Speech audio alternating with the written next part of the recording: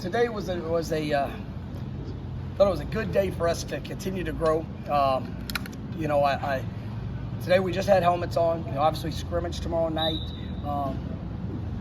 Hoping guys understand the intensity in all reps. With whether you're in helmets, whether you're in full pads, whatever we're doing, we have a purpose for what we're trying to accomplish. When it's fundamentally, whether it's communication, all aspects of it. And I thought there were some really good moments. I thought there were some moments where we saw a little bit of a lull in the practice.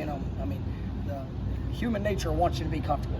The mind will always tell you, that you're hot, you're tired, you're this, you're sore, all of it, right? You take pads off. Well, today, naturally, you want to take it down a notch, right? But we got to be able to push with the mentality of giving everything I have, being under control, and maybe not being as physical on a day that you don't have shoulder pads, right? You got to be able to still get that quality of work. And so, that was a good learning experience for our guys. I don't think it was a bad day in any regards, but I think those are the teachable moments that we've got to continue to push in. And guys are excited about tomorrow night. There's no question. Get a chance. Go Campbell. 7:30. It's gonna be. There's gonna be some violent collisions and some big plays on whichever side of the ball. Right? I'm excited about it, but every part of this process, we've got to make sure that we're continuing to push.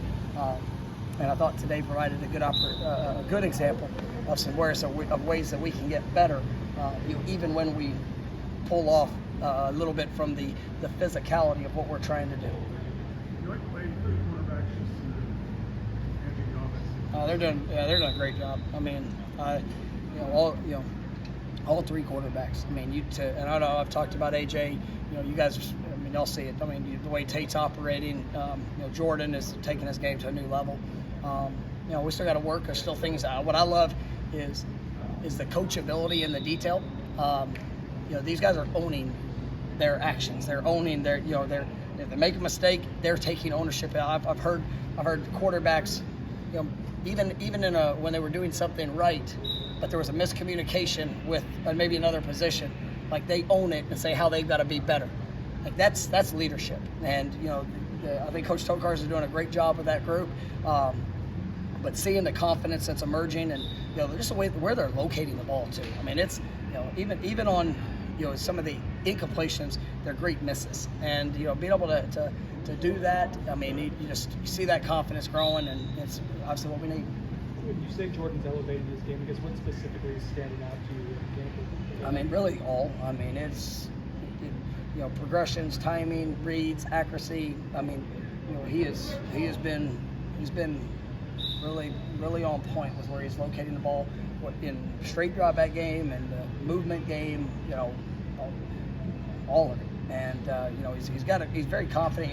Even this last year, the things he does in the run game, and I'm not even talking about anything with his legs, but the things he does in being able to get us in the best situation at times, like he's just very confident in those looks. And our defense has given us a lot of variation, and I like that. And his confidence is good in what he's seeing.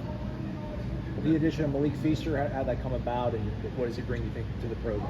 Malik, very, very versatile player. A guy that has a lot of experience. Obviously when he went into the portal as a grad transfer, finished up in summer school, here this last week, and we're excited about bringing him into the program. We knew coming in, that we would love to have added another defensive back, just to, playing as much with multiple DBs out there on the field, to be able to have another guy that can come in, compete, can continue to push the competition. Really pleased with the guys that we have, but in this game, you never know what's going to happen. And Malik, what I loved about him is when he came over, we took an unofficial visit there, this right before the dead period hit, and we've had some guys that we've recruited, and